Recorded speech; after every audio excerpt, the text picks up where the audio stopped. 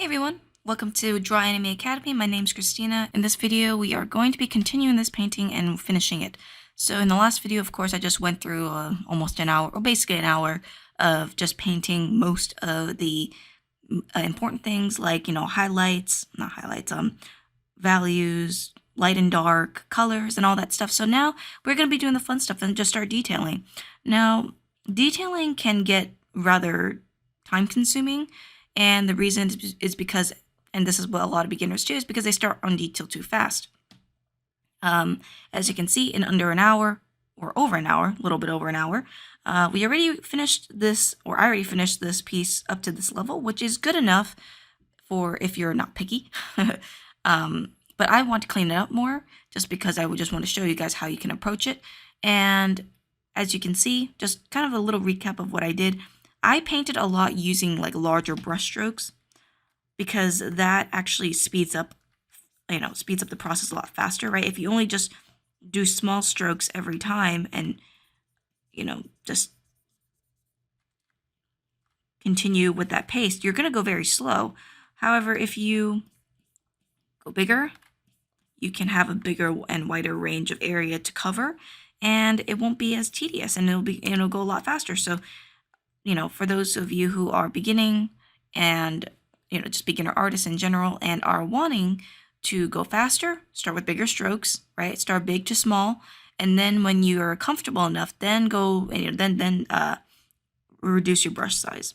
So I have my target reference on another screen, basically just a bunch of anime photos or of anime artists that did a really good job in their rendering, and I'm going to be using that as a target standard. So I mentioned target standard in the last video, which is basically your target quality. So when you put your piece next to that image, how does it hold up next to it? Does it suck?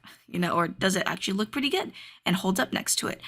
Be brutally honest with yourself, because a lot of the time when you're an artist, you have to be really critical, but not overly critical. Like the way so before I start this painting, I'm just going to go through a few things. When you are a beginner, there's a few ways to go wrong about the mindset. One is not having fun, and another is actually more like three ways: being too critical, and another is thinking you're too good. So the first one, not having fun. When you're doing art and you're a kid, for example, you don't really think about the hardships of learning something. You just do it. And it's just something that I've thought about last night, where I'm just like, why do artists, or at least beginner artists, when they're older, when they start older, they don't have fun? They think it's a chore. That's because, and their mindset is already thinking, oh, I have to learn all this, I have to learn all that. There's so much stuff that I don't even know about, and it bogs you down. The thing is, you want to kind of think like a kid. Think like a kid exploring something new, playing with a new toy. When you are faced with something that you don't really recognize and you are also fascinated by it, then that's when it becomes fun. Now, there's the different part is when you're older and if you've been expanding your visual library, meaning you've been looking at, what makes things look good, you have a standard. So sometimes you kind of have to balance the two. You have to be like a kid where you are having fun, and another side is you also have standards to make and just keep practicing. The other one is being too critical, where someone says, I'm no good, this is never going to work out, I'm just a failure at this, and I'm going to quit. Not really the mindset either if you're just going to complain. And the thing about art is that when you're just going to complain about how not good you are, how frustrated you feel, it's going to bog you down when it comes to drawing, because drawing is supposed to be something that's actually really fun to do. It's supposed to be something that you release. It's like a release valve for all the pressure that you have, especially as a hobby, right? So when you're too critical of yourself, you actually are, not being realistic. I had to go through that before, where I just thought that nothing that came out of my hands was that good. That I'm still a beginner, and it's kind of like a false sense of putting yourself down, and it doesn't really work very well, because you start being depressed, you start thinking that that you'll never make progress, and that's not true. When you have good quality practice and a lot of mileage, meaning a lot of hours put in, you will get better, and that really helps with good teachers. And the third thing is is thinking you're too good. So one of the pet peeves that I have with beginners in general, I mean, I've heard this a lot just throughout my life, which is not very long, but school and stuff, is people thinking that, oh well, I got this already handled down, or oh well, I'm good at this, but I'm not good at that. So, and in reality, they're not really good at all. They're still beginners. So when you think you're too good, now there's some people who think that, and also other people who are just like have a healthier way of thinking it. Um, that tends to limit them. So when you think you're too good, you think you don't really have much to improve on, and your standards are only as low as they get depending on yourself. The reason is because you're only thinking about yourself. You're only thinking about how you are doing right now at the moment, and you're not looking anywhere else. You're just looking at what you did now and then think, can I do this somewhat? Yes, I can. That means I'm good. I can move on to the next one. Foundation and practicing fundamentals takes a long time. And even when you are a professional, you still have a lot to learn. And so if you want to be good, be honest with yourself when you are like, okay, that's why I mentioned a target standard. When you have a target standard, it allows you to break out of that kind of mentality of, oh, well, I'm already good and I don't need to do anything else. And it makes you be like, oh, wow, this person's so good and I'm only this good. And wow, like I suck. But that should, depending on your mentality, that is actually really encouraging, because then, it's like an adventure that never ends. And you still have a lot of fun. You get, to different checkpoints. So when you are, and that's what a target standard does to you, is that it breaks you out, and also you're like, man, I want to get that good, and you try really hard to get good. So healthy ways to think about it is, you are getting stronger at a certain thing. You're not good at it yet. I mean, I'm talking about this for beginners mainly, is you're still learning. You are getting better by drawing more. Draw hard things to get better, because if you only draw the easy stuff and things that you're used to, you're not going to improve. And another thing is, you're improving. The more you try hard and improve and do difficult things, and also just draw a lot every day, you'll get better. 2, you may be improving at something, but you're not good at it yet, but you're getting stronger at it. You still got a ways to go, which is totally fine. Get good mentors. Heck, even find good friends that have a good mindset, and that'll help you in the long run. Anyways, those are just a few, things that I just wanted to tell, because I know that a lot of people struggle with that. I've struggled with that, and it's kind of, it does bog you down a lot. Anyways, let's finally get started. So if you are, I should put a note saying, if you don't want to hear me rant, just skip to in like 8 minutes and 17 seconds, and let's go ahead and get started. So I'm going to duplicate this by pressing Command J, because I'm going to save this progress, just in case if I mess up and I don't like it, I have this as a fallback. All right. So let's go ahead and get started with the hair. Let's go top down. Face is mostly done. I kind of like doing the hair because that kind of takes a lot of time. So I'm going to look at my target reference, and I'm just going to be looking at how these artists have done it. Of course, this is off screen just in case. And what I notice a lot in anime hair is that the simpler, the better. You don't want to go too detailed, and you also don't want to go too flat. There's value, there's, form change, but most of all, everything's pretty simple. You don't want to add too much detail to the hair. So I'm going to use this brush, and I'm just going to be, cleaning up some areas, like, defining some of these strands. And I'm actually going to use a different brush for this. I'm just going to use this kind of sharper brush that has a bit of a transparency to it, but also has a sharp edge. And this actually really is one of my favorite brushes to use. In my Udemy videos, I have this as an option for you guys to have. So if you want it, sorry, you can go and check it out. Other than that, if you already have a comfortable brush that you use, that is totally fine as well. So here I'm just cleaning up all these messy edges because, it needs that, right? when it's not clean enough, it's like the potential could be lost. You can see that as you clean it up a little bit more, it starts looking more polished and nicer to look at. Notice how I'm keeping the values pretty consistent. I'm not, switching values between, light and dark. I'm just making this a flat value. The reason is because this is a graphic shape to me. It's not necessarily, a hair strand. Yes, it's a hair strand, but what I mean is like, it's not important enough to detail. I'm basically going at in the direction of where my lights are flat and my shadows have more detail. This is just a way to balance out the image so it doesn't look too intense or have too much information. Like, see, in the shadows, you have a lot more detail, like strands and stuff. But in the light, it's simplified, and that's actually one way that you want to do it because it just makes your life easier. But two, it prevents your viewer from being overwhelmed, right? And of course, you can hint at things here and there, but overall, keep it pretty minimal. Control your values, meaning don't go too dark, too fast. Don't just put a dark value in an area of light. Instead, kind of fall within this range of value. Like if you have a certain area that you're painting, basically take the values from surrounding areas and use that to paint. You don't have to paint everything from scratch every time. And when it comes to painting, it's basically like drawing. You kind of cut and you extract, and I'm talking in 3D terms.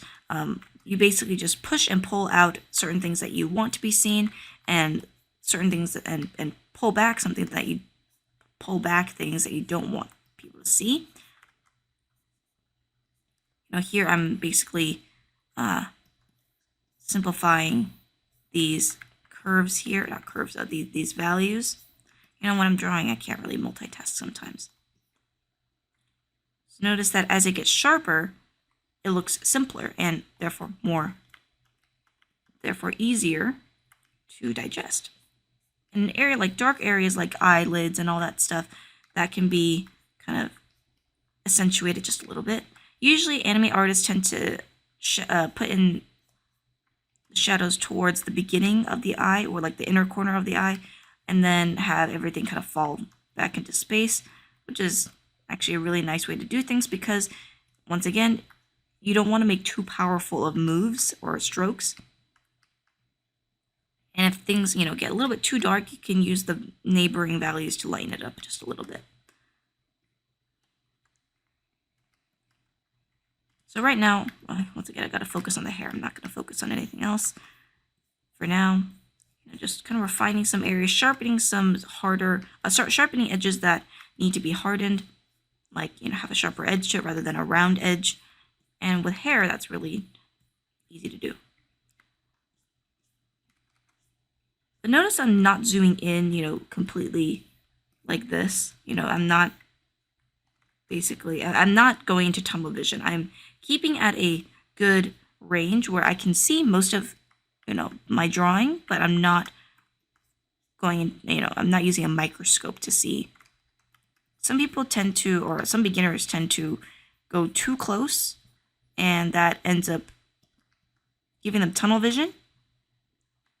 And that actually prevents them from looking at the bigger picture. So when you're an artist, you need to look at the bigger picture first, and then, basically,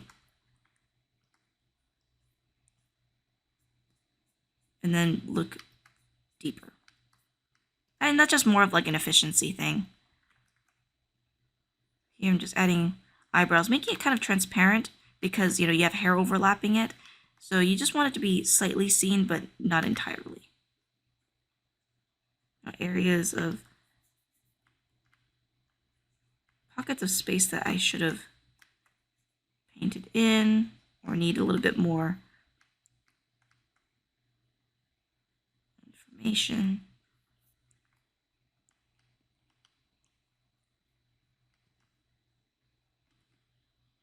And using hair to kind of mask out a little bit of the eyebrow also shows depth because it shows overlap. So doing that can really improve your hair and just the overall image. So let's hide this for a second, see our progress. So you can see here, I've been sharpening kind of these edges here. Whoops. If you go back and forth, it's minimal, but you can also see a big difference. I'm erasing some of these edges that are just not very clear.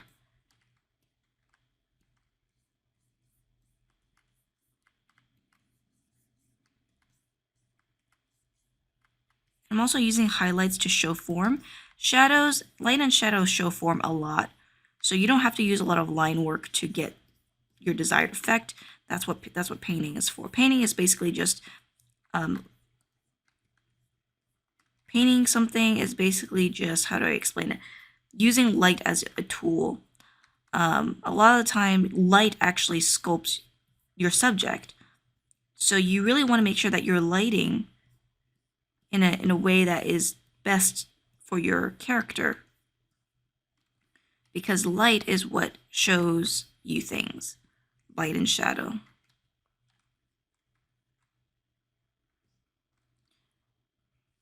Let's see here, I'm just kind of going to move around, see what other people have done in their drawings.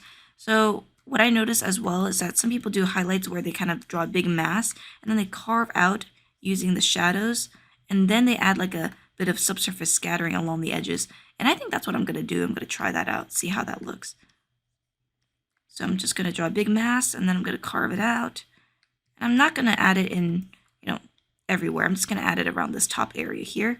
I'm going to take a soft brush, take this value, or take this color, and I'm just going to, I'm going to make it a little bit lighter. Just going to paint in the edges here. You can see that kind of gives a bit of depth, which actually is quite nice. I'm going to use darker color for this now, and then just going to blend the two together. Using soft brushes also helps with cleaning things up towards the end. I like using hard brushes first, and then going in with softer brushes, because I like my hard edges, but thing is, things can get too hard, so then I go in with my soft brush at the end. And I'm not going to, noodle on this forever. I have a time limit. So I may end up, and depending on the situation, I may end up just fast forwarding this, but I don't want to. So here I'm only putting in the darkest darks around areas where there's no light going to be seen. So areas like this this strand that's coming above her head, I put a darker shadow there because I want people to see that inner corner that, that you otherwise wouldn't have seen. And I want to follow that by using that same value and pushing out some things here. And in the darker dark areas, like in the shadow areas, you can go a little bit more varied with your values. You can go just a little bit darker, just a hair, but only subtly. You don't want to just add it everywhere, because then that would be too much.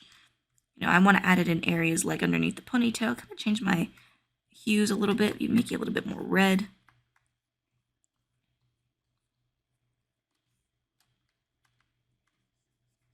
I can simplify this area here because, it's not really that important. I can add some importance by just implying some strands, but that's about it. I'm gonna add some more highlights around this arch. That looks good. And I think this is a good enough detail for now. I actually want to clean up some of the hair here.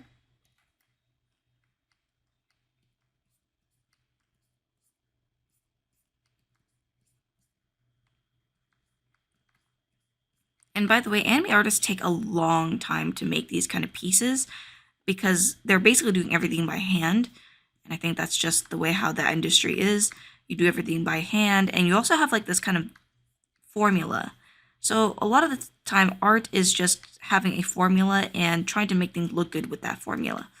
That's why everything that's methodical, that's why when you're, painting, you end up going to this kind of zone where everything's methodical, and that's when it starts getting easier to do things. So a lot of the time, beginners think like, oh, you have to do all these tricks and, all that stuff, and it's going to be so confusing. But in reality, it's not really that confusing. It's just you have a preferred method to do things, and that actually gets you through a lot of your pieces. So I'm going to paint out this area here, and I'm going to replace it with like this kind of middle tone value here. And cover that up. That looks better. I may have to improve this shape a little bit better, but a lot of the time, just continue working on it. So another tip that I have for beginners is design as you go. So, you want to add nuance to your drawings, right? So you want to basically say, okay, how do I make this look more interesting? Well, I'm going to put a strand here. I'm going to overlap, strands that curl into her face more, right? This looks boring right now, so what I'm going to do is I'm going to just add a little bit more nuance to the hair using my limited values. And by designing every aspect of your piece, or almost every aspect of your piece, you give rewards to your viewers, like, oh, this looks very nice. Oh, this part, that's like a reward, right? You're like, oh, that's satisfying to see. This is satisfying to see. And then, oh, you see these strands here. And so when you kind of pile that on, intelligently, people actually want to stay and look at your piece. So design as you go. Clean up some areas where it needs work. And separate using values. Like here, for instance, this is darker than this area here, so that's why this pops out. Let's take a look. Looking so far so good. I'm actually going to play with the shadows here a little bit more. So I'm going to extend the shadow because I think it needs to be hidden more.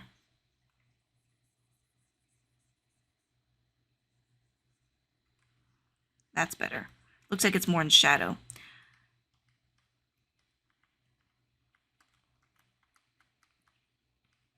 And of course, you can also include, stray hairs along the outer edge. And once again, that's like third level details. That's, satisfaction.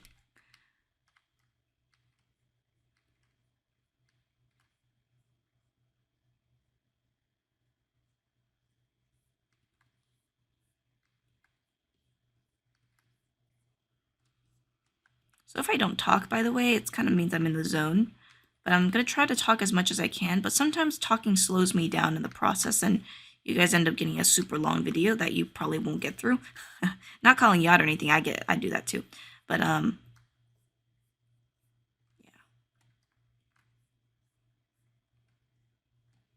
So as you can see, I'm separating out all these strands here. Not too much.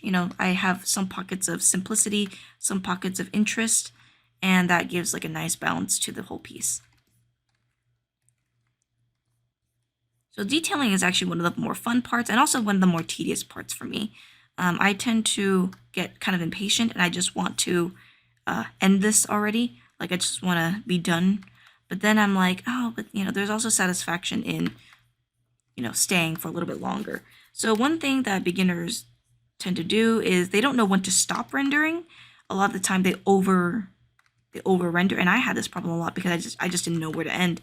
End at a point where you've given enough information. If you still see areas that are vague, detail in those spots just enough that they look finished, right? For instance, I'm gonna add more depth into these curls here.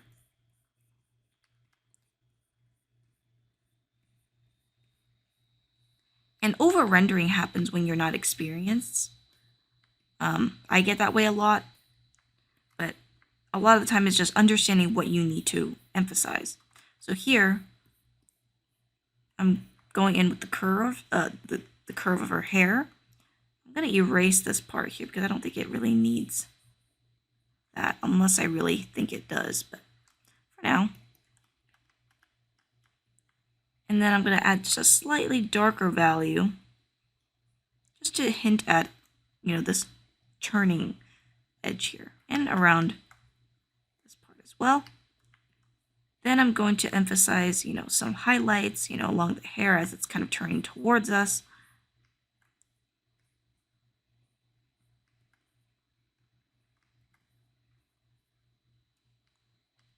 And depending on how clean I want to go, this is about as detailed as I'll get for this section. Maybe, maybe except for like a few parts here and there, but overall, this is like a satisfying part to me. When you start getting too detailed, this is what happens. You over render. So you add too many darks in all these spaces, you add too many lights in different spaces, and things start looking muddy. So what you want to do is you want to compartmentalize your values, only letting some parts of like the light and the dark enter in each other's worlds.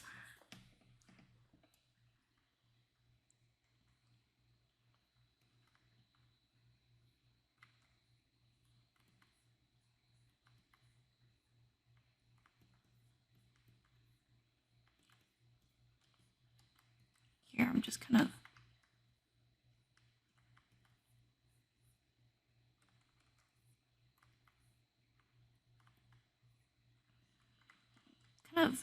just playing around with some of these edges here.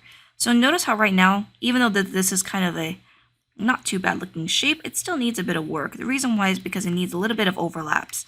So what I'm going to do is I'm going to take this lighter value and I'm just going to add some strands and layer in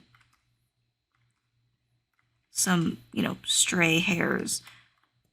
And I'm going to take this dark value and overlap that on top of these lighter values. And as you can see, it already starts looking more interesting. Popping out the silhouette. And this helps a lot when you've drawn hair a lot. I drew hair a lot when I was a kid, and just overall, by drawing anime, you draw hair a lot. You kind of know how hair works and how to flow, how to draw the flows of the hair. So here I want, some frays in her hair because, there's going to be some, shorter parts in the layering of her hair that can escape, right? And then that gives, more interest into the dark parts and leads you in. If that makes sense. Now then you can have pockets of dark underneath as, some lighter parts of the strands kind of separate out. And so let's kind of look at our progress now. So as you can see, vague right now, more detailed, more information, but not too intense. Here I want to take this out because I feel like it's kind of distracting, and instead I'm just going to replace it with other strands. But notice how this isn't too detailed. Like I'm not looking at this immediately. If this gets too dark, this may actually catch a lot of people's eyes instead of the face. So you might want to tone it down just a little bit, but not too much.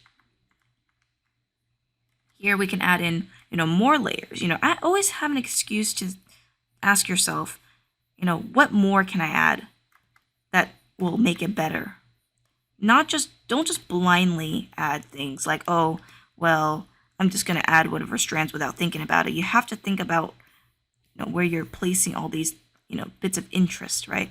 Why do I want this part coming out? Well, I want to see some parts of the background rather than having it just be one big lump, right? We can even carve out some of this part here, and already that looks more interesting. And this is more of like design, which I think Colton will explain more of as he goes along with his videos. He's a very good designer, so he can teach that. Here, I think this looks a little bit too clumped together, so I'm going to carve it out and have this one strand blend in. And that's about as far as I'll go for this hair. So notice how, everything that I've done so far is consistent in quality. Another thing that you don't want to do is making one part of the image higher detail and, than the others. You want to make sure that everything looks consistent. And that'll drastically improve your quality of work, because when everything's consistent, you won't have just a really detailed eye and everything just messed up. You want to, once again, work from the bigger picture, and that just, comes with practice. And it comes with knowing what you're doing. Here, I'm just going to refine some of these parts here. So I want everything to look, not everything, but I want some important areas to have more higher contrast and higher detail, and other parts just kind of more vague. Once again, just because it's not as important, and you kind of get to choose. You know, if you have everything the same quality and everything the same amount of texture, you get bogged down. So I'm not going to detail the face too much because the hair is already very is detailed enough, and the face is simple enough that I can see what's going on. I'm going to focus more attention on the eyes and maybe the smoothing of the face. But other than that, it's just going to be rather simple. Hair is what tends to have more detail, just because you have like a lot of forms and a lot of stuff going on. So I'm actually going to give her some little tufts here, kind of similar to my previous cat girl video. And what I'm going to do now is I'm going to just drop that down so it's easier to see her. And and be aware of different textures, right? This paw will have a different texture than the rest of the image, so doing that will help. So now let's get on to the skin, or just overall the body and the face. I'm gonna just clean it up more. Like I have all these like weird areas here that I'm just gonna take this kind of softer brush and just kind of flatten it.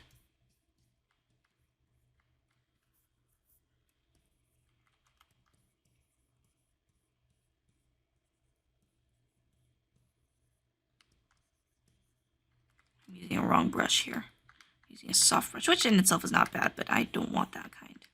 I want to have something with like a bit of a harder edge to it. Right now I'm just kind of smoothing it out, kind of cleaning up some of these like weird kind of areas that I don't want. Another thing is to try not to make too many of values, and to do that, you want to organize your values better. You want to make some areas flat, some areas with a gradient. If you make areas with too many gradients and it starts looking like this and it looks muddy, it's a balance. It's difficult to know, when for sure you're doing things right. I want to add a little bit of blush to her cheek along the edges of her face, and that's once again to kind of pop out the eye here, because I like that pop of saturation. Here I want to simplify the mouth a little bit, kind of make it a little bit cuter. And I'm not going to make the lip line so thick. I'm just going to more so imply it. And one thing about, refining is you make a stroke and then you cut it so it looks sharper. That's one way to render, right? You don't just do this and try to blend everything. What you can do is you can make one stroke, or you can make one stroke like this. And if that's not to your liking, take this stroke and then just paint it out. And then just kind of repeat the process. But you don't have to noodle everything. You don't have to go like this. You can just do one stroke that's a bit too big, and then just cut it out. And that, once again, is efficiency.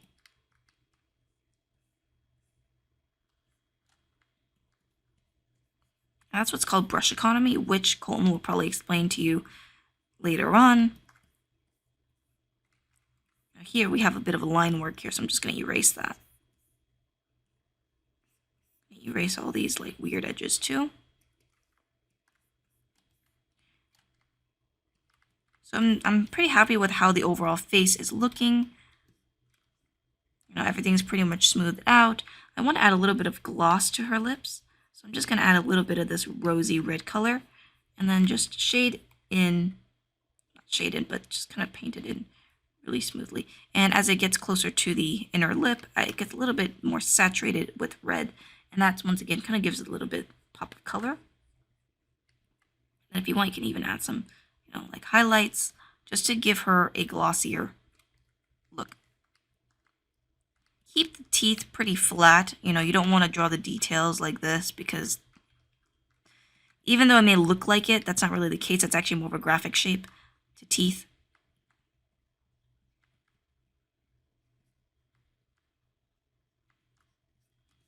Anime is deceptively hard because you think this looks flat, but it's actually a lot of planes going along. Like if I were to just draw a wire, like a wire mesh around this, the form may look flat, you know, it may just look like a flat plane, but in reality, you have the nose, which comes out. You have the lips that kind of form into like this, you know, round bulbous form. You have the cheeks, which, you know, go around. And if you draw a wire mesh around it, you can see the forms that it's basically taking up. Right. So that's why a lot of beginner anime artists kind of just don't know how to render the faces, is because they don't know the forms of the face very well. So what they need to do is they need to just draw a lot of skulls, you know, real life skulls, and basically just draw those and then translate that in a more stylized way in anime.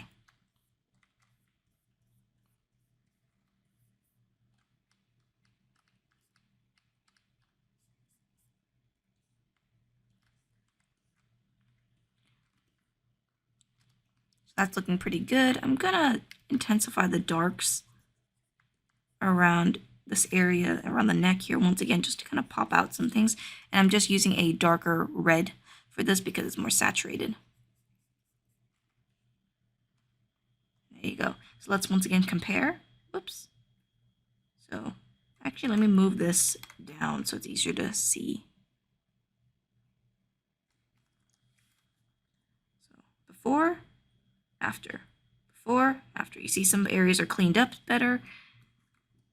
Here I want to add a slight gradient towards the bottom, using the shadow here.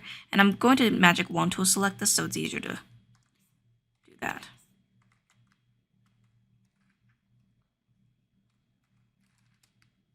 I'm just going to use a subtle gradient, maybe using this kind of blush here. Once again, kind of just make it a little bit nicer to look at. Okay, we're 28 minutes, or more like 30 minutes in real time. Or 30 something minutes in real time, because I skipped. Now we're going to do the eyes, because that's the most fun thing to do. And what a lot of people do when it comes to drawing eyes is they just, once again, refine. So to refine the eyes, usually a lot of artists would kind of put a little border around the eye. Let me just look at my reference here. You would usually be pretty flat. I think I'll use this look. So what a lot of the time is just very flat. And then they define all the important parts like the sharpness of the eyelashes, just the overall form. You know, when you're drawing eyes, you want to fray some edges just to make it look more natural.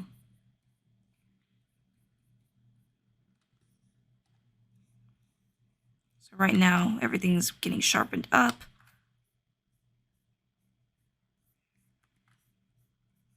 And I'm zooming in on this because it's a very important part that I don't want missed. Any area that looks kind of weird, cut it out. All right, so once you have your form, then what you can do, what a lot of people do actually, is they take a lighter tone and they just draw right inside of it. I forgot to draw the lower lids. Carve out, or you can just draw and then carve out.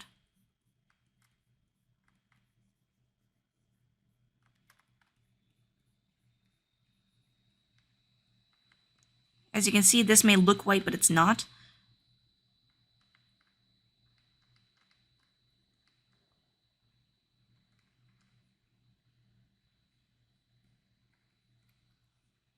So far looking good. And then what other people do as well is they kind of add like some little speckles around the eyes. Add some hint of form the eyelashes. Even add little bits of speckles here and there, just to kind of give it that watery look. But not watery, but kind of like, I don't know how to really explain it. It's more like a kind of shiny, glistening look.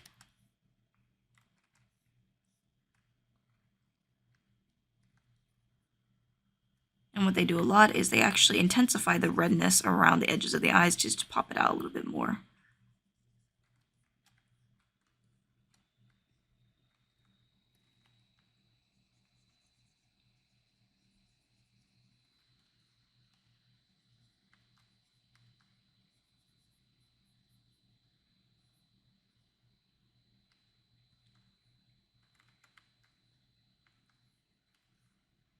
So now let's get to the really pretty part, which is rendering the eyes.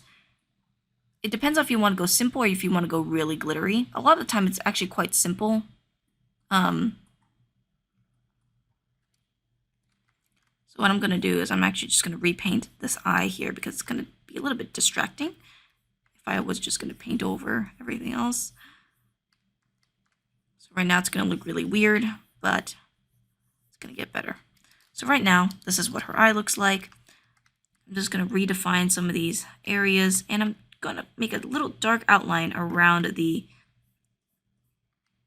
edges of the eye. And the reason why I'm doing this is because I want this to be kind of enclosed, and usually using a slightly darker value helps with that. Then what I want to do is I want to emphasize the pupils.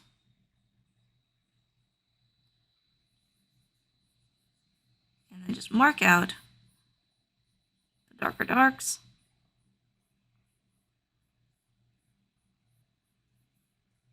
So right now, once again, this looks quite kind of creepy right now. Like she looks like she's psychotic, which is totally fine for now.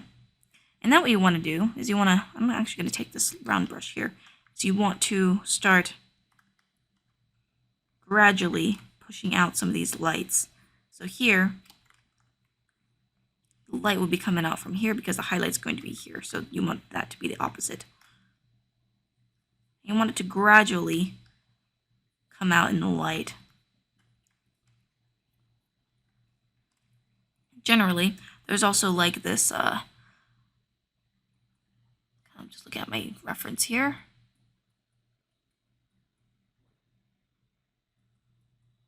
Let me see which one I like. There's usually like the pattern of the eye being shaded.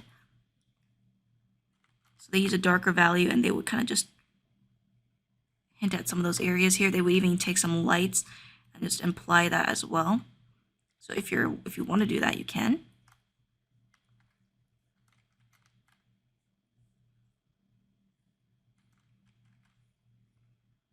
And what I'm going to do now is I'm actually going to make this blue more intense. Once again, just because I want there to be a contrast of colors. You know, if I have this like really teal green feeling or teal green look to this part of the eye, I want this part of the eye to be a more bluish. Once again, just more like contrast. And then what you want to do is you want to actually reflect a bit of the environment. Now, generally, a lot of the time you would reflect the sky. In this case, she's kind of surrounded in like this more warm area, but just to kind of make it look a little bit better, I'm going to cheat it a little bit, and I'm just going to put in a slight slight highlight here. And this is basically the sky reflecting off of her eyes. And then I'm going to go and take a highlight and just draw that in. I'm going to just layer that in right there. Looks a lot nicer, doesn't it? You know, if some areas tend to be a little bit too dark, I can always lighten them just a little bit. I want to lighten this area as well.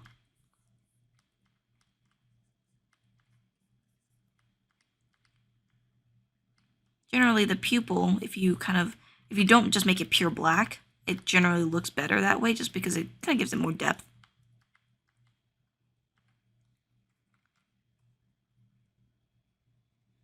Let's add another highlight just to make it a little bit prettier. And let's also add a highlight around the edges.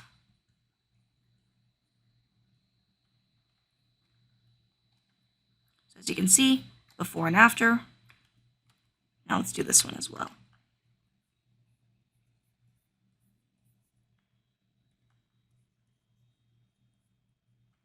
Same process.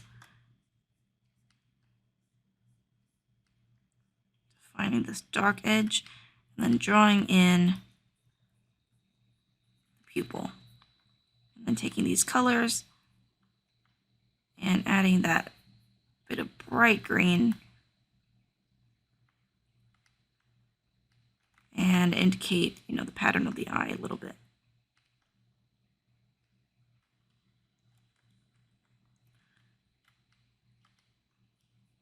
And taking this really intense blue.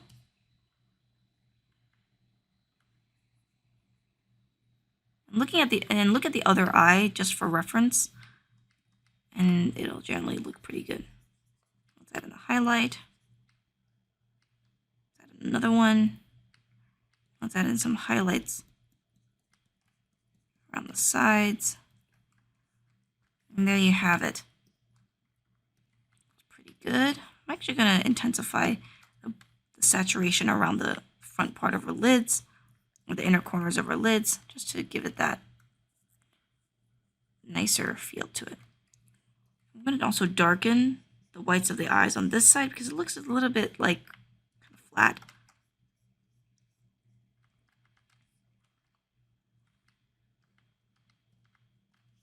I want to keep the top part darkest around the highlights. So that's looking pretty good. If there's any details I miss, it's just because I don't have as much time, and I should be starting to wrap up soon. So now let's get on to the collar. Collar will be quite easy. Just take a darker value and refine it, kind of like a ribbon. So you want to think of the texture of the ribbon here. I'm going to use lighting of incidence, where if it's facing me, I'm going to put it in a little bit more light, and as it's going away from me, I'm going to make it more dark. But it's still within the shadow area, so. Here I'm just going to add a dark outline right here, just to make it a little bit more solidified. And then I'm going to carve out some of this part here. There we go.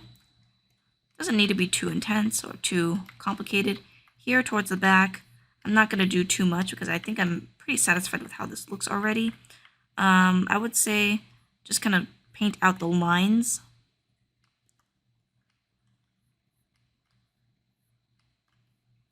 Redefine some certain areas here. Round out some of these forms.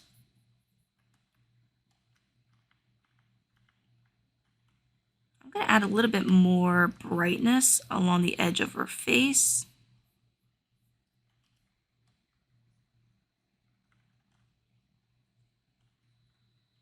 I'm going to blend that in. Now I think it's too bright.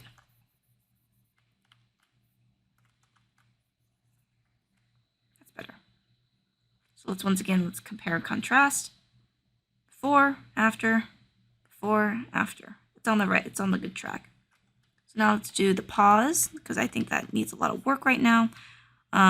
This is a different kind of hue compared to her hair, so I'm going to make this a little bit more like a intense yellow or gold.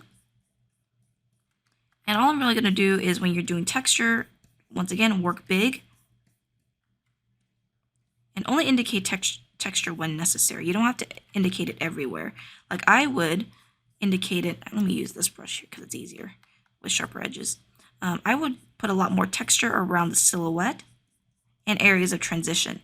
So areas where there's transition between, the light and darks, I would just kind of stipple it in just a little bit. I would use this brush for that. So I would go in with my darker brush or my darker value and just kind of carve out and in what the texture of the fur looks like.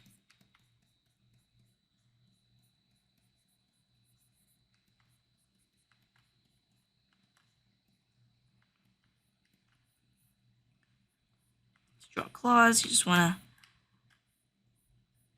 enhance the sharpness by cutting out certain things. Like, if this is too rounded, just take this brush and then just paint it over.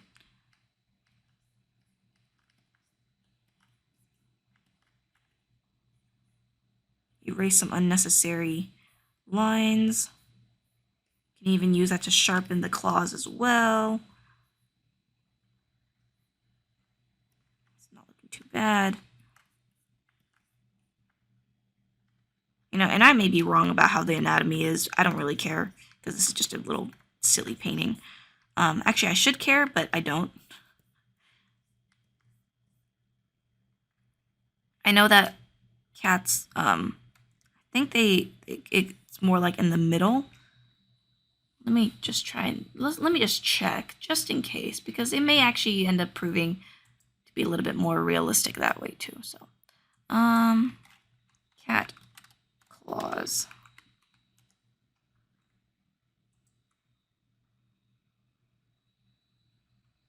Oh, that's cute. I'm gonna get distracted by looking at paws. Yeah, actually, that should be fine for now.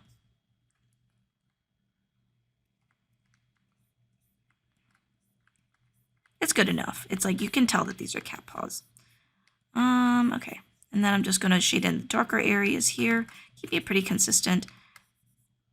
So notice how just because I add in a little bit of texture, I don't have to add texture anywhere else because it's already done for me. Now, this is more like you can add more texture if you really want to, but if you add too much, once again, it's just going to overload your viewer.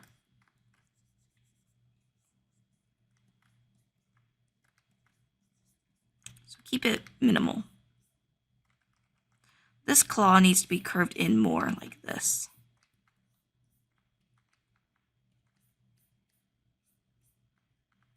And notice how by adding these values in, you're kind of like creating a different edge, right? So it looks a little bit sharper.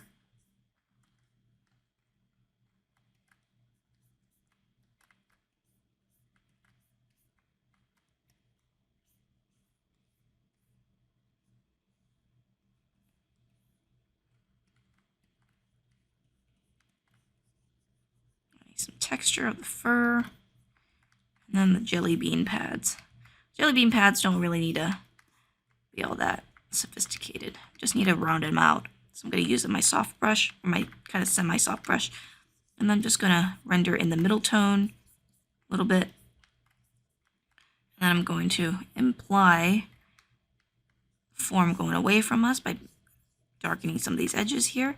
Make sure that they go around, they kind of like go around softly into kind of like a gradient.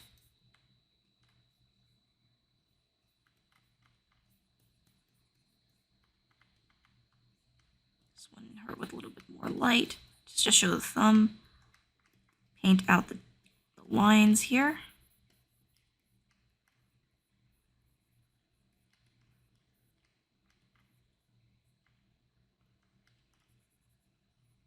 You can even use the lines to your advantage as another value.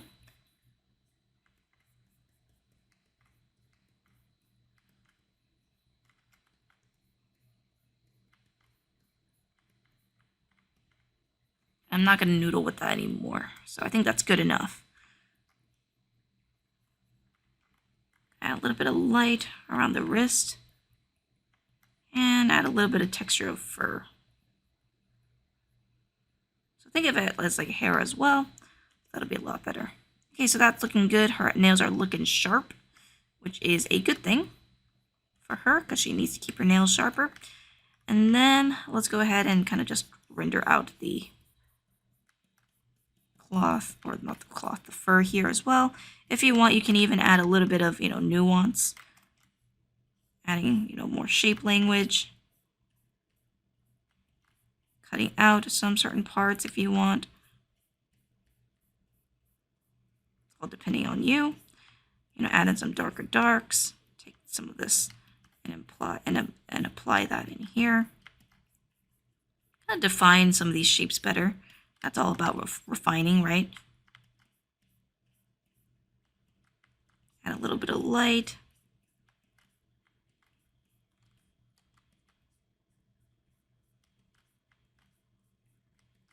That's looking pretty good. So the good thing about, fur and stuff, you can kind of go more, you can change the shapes, right? They don't always have to be the same size. Like here, I can make this strength smaller. And of course look at reference, but I'm kind of going based on my intuition right now, but I think that you guys should look at reference. Generally, when it comes to fur,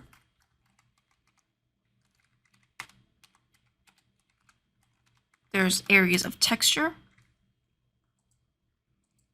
If I were to look at an image here, I'm just going to bring it up real quick, just for demonstration purposes.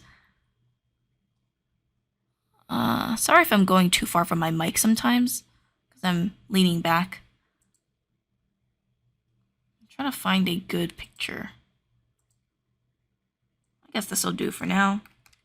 Right. You can see that a lot of the texture appears around transitions. So all this part is just flat. In the shadow, that's a different story. So we can use this as a reference and then just put everything in light as just flat. Here it's just going to be flat, but also have, just to show a little bit of that texture on the silhouette.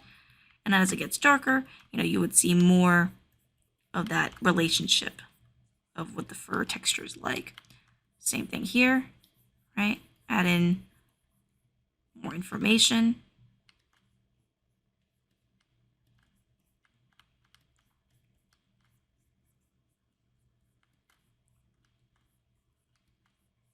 Kind of cut and go as you can, as you go.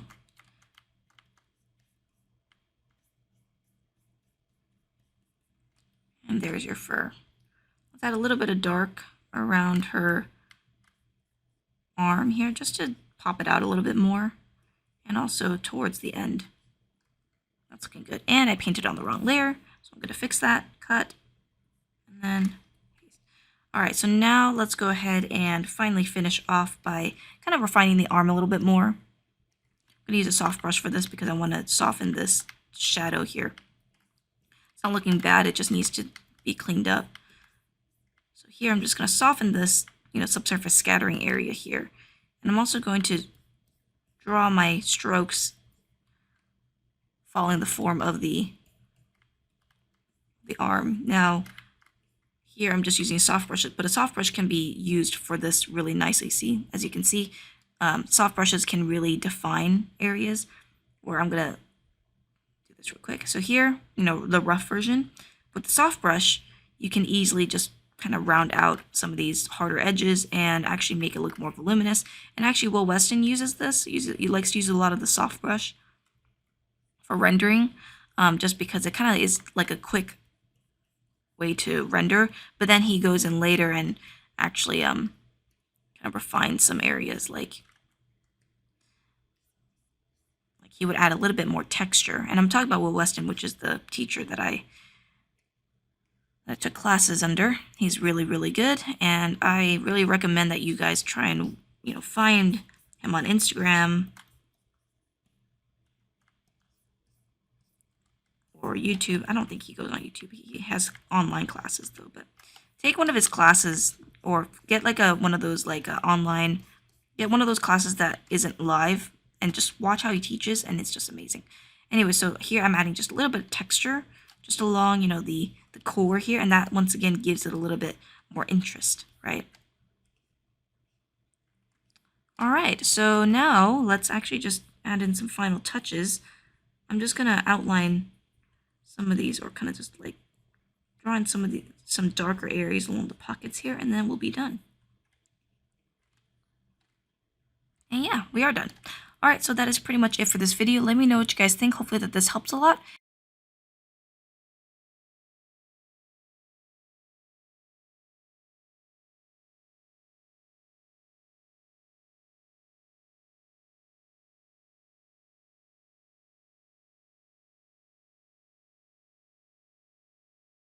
Alright, so that was pretty much it for this video. Let me know what you guys think. If you liked it, feel free to subscribe to our channel. And yeah, so anyways, I'll see you guys in the next one.